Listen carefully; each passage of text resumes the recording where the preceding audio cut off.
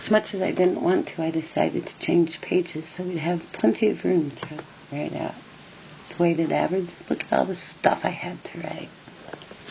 Let's review again.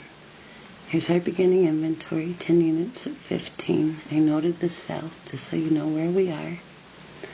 We're doing our T account. We had a purchase of 8 at 18 for 144. Another little cell noted, and a purchase of 4 at 20. If you add up the total number of our units, which is 10 and 8 and 4, total units available are 22. And if you add up our total costs, 150, 144, and 80, they equal 374. Brought that over to a basic cost of good formula. Looks like wood for periodic calculation, though we're using perpetual. Our beginning inventory is 150. 2 purchases, leaving a total available 374, and I need to split that between the balance sheet and ending inventory and cost of goods sold on the income statement. I posted my cells. We had $60. I listed that. We had $180 from our fax. I listed that. Had $125. Totaled that it's $365.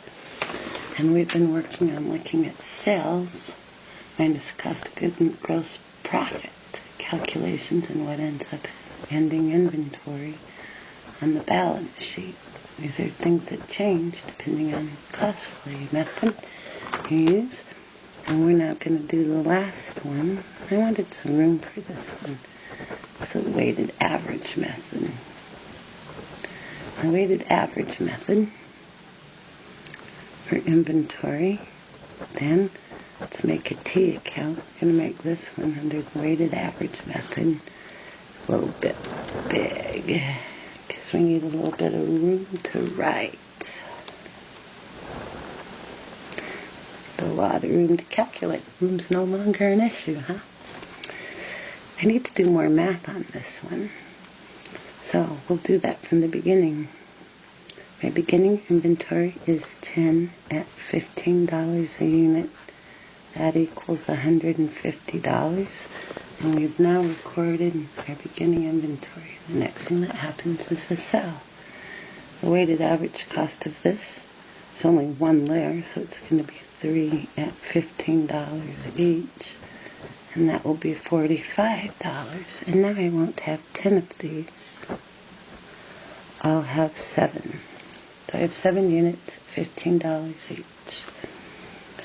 Let's bring that down to say I have 7 units at $15 each. 7 times 15 equals 105. The next thing that happens is I purchase 8 units at 18 from above. So I'll add that in. I have 8 units at 18.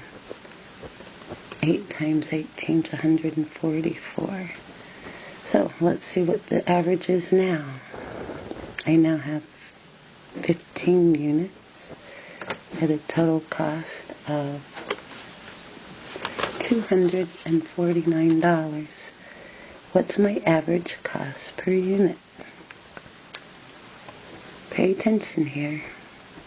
Take the $249 and divide it by $15 and you'll see it's $16.60 a unit.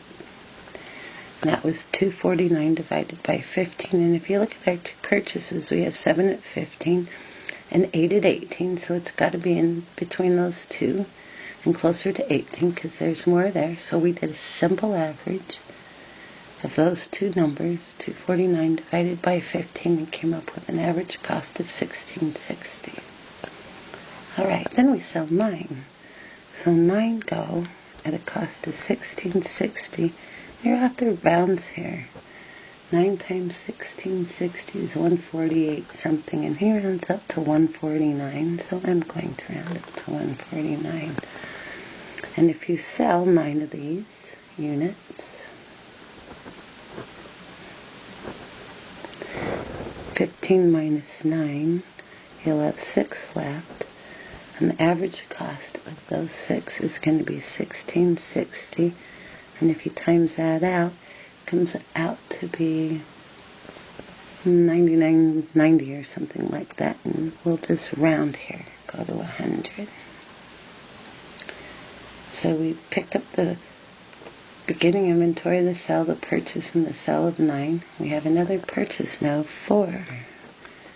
And the purchase of 4 is at $20 each, and 4 times 20 equals 80. So we do that averaging again. We have 10 units for a price of $180, and you need to average that and tell me what the average cost per unit is by taking the total of 180 and dividing it by the number of units, 10, and the average cost of those is $18 each. Then we sell 5.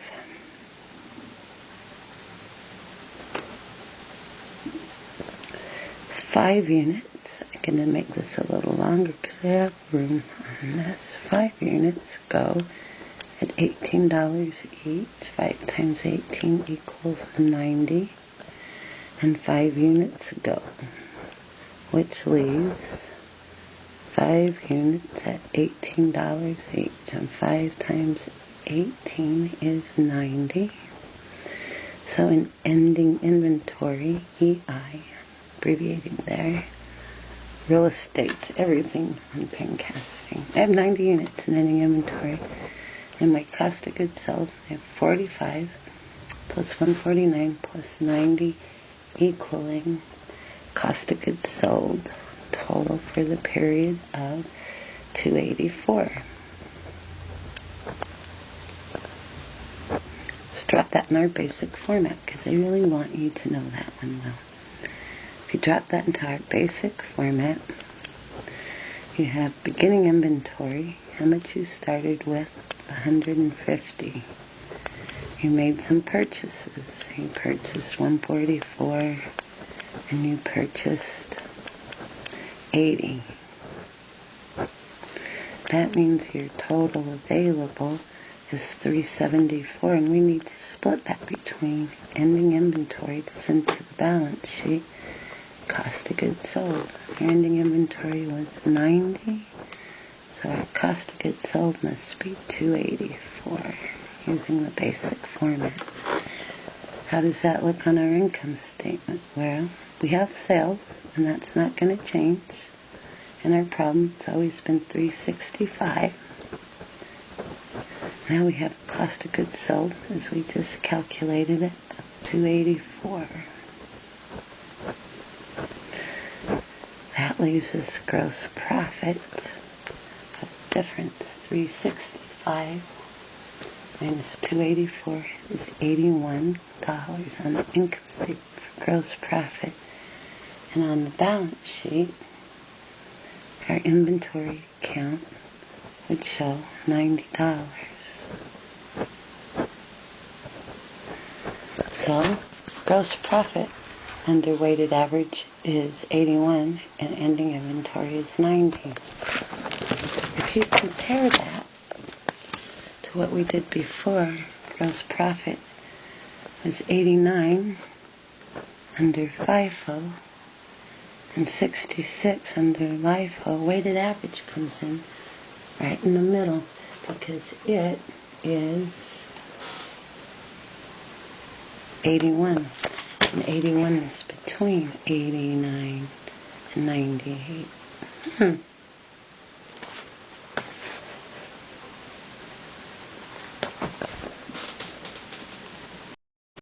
I said that wrong, but the answers are right. Let's look at it again. Our gross profit under weighted average is 81 under weighted average. Our gross profit under FIFO is 89, and our gross profit under LIFO is 66. 81's right in the middle. So weighted average gives you something in between. Our ending inventory is 90 under weighted average. It's 98, much higher under FIFO, and much lower, 75 under LIFO. So 90 comes in right between. So weighted average gives you something in between FIFO and LIFO, and that's one of the nice characteristics of it. It kind of averages out all the variances caused by using FIFO and LIFO. And it's really hard to manipulate. FIFO you can't manipulate. The first stuff ins, the first stuff out. LIFO you can manipulate a little bit by your purchasing policy, by a bunch at the end or not any, if you want to change what your cost of goods sold is. So this is just a very steady kind of number. It's also between FIFO and weighted average, making up most of the methods out there. Only our people who want to save tax dollars use LIFO. Sum it up like this. If you do FIFO, net income's going to be more than LIFO. Weighted average will be in between. Ending inventory under FIFO is going to be more, LIFO lower. Weighted average in between. And your taxes are going to be higher under FIFO, lower under LIFO, and somewhere in between on FIFO. Business will pick one method and then apply it consistently so that they don't manipulate their income statement. One of the terms that we use. This has been our longest Pincast. I went as fast as I could. Thanks for your attention. Hopefully this helped you understand cost flow.